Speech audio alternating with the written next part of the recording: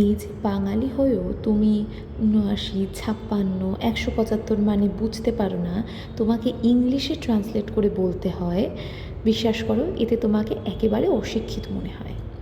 এই যে তুমি অঙ্কিতাকে অঙ্কিতা, গৌরবকে গৌরব, রবীন্দ্রসদনকে রবীন্দ্র সদন বলে উচ্চারণ করো, ভাবো এতে তোমাকে খুব কুল লাগছে, কিন্তু ব্যাপারটা তোমাকে কুল তো নয়, উল্টে ফুল লাগে, ফুল মানে একটু বোকা বোকা লাগে। ফেক অ্যাকসেন্টে ইংলিশ বলে, হিন্দি মিশিয়ে মিশিয়ে আধো আধো বাংলা বলে যদি তুমি ভাবো যে তোমাকে খুব ক্লাসি লাগে, তাহলে তুমি একেবারেই ভুল ভাবছো। আর এই যে কিছু বাবা মায়েরা যারা ছোটোর থেকে বাচ্চাদের শুধু ইংলিশ শিখিয়ে যায়, উল্টে তারা বাংলা বলে তাদের বারণ করেন।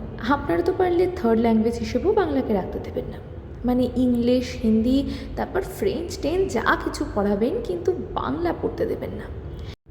আপনারাই তো খুব গর্ব করে বলেন যে আপনার বাচ্চারা বাংলাটা ঠিক পারে না, বাংলাটা ওদের আসে না, ওটাতেই কম নাম্বার পায়। আসলে আপনারা চানই না যে ওরা বাংলা ঠিক করে শিখুক। হ্যাঁ, আমরা অনেকেই অনেক কিছু পারি না, সব পারার দায়ও আমাদের নয়, কিন্তু নিজের মাতৃভাষা সঠিকভাবে জানার, শেখার ও বোঝার দায় অবশ্যই আমাদের, এবং সেটা না জানাটা অত্যন্ত লজ্জার।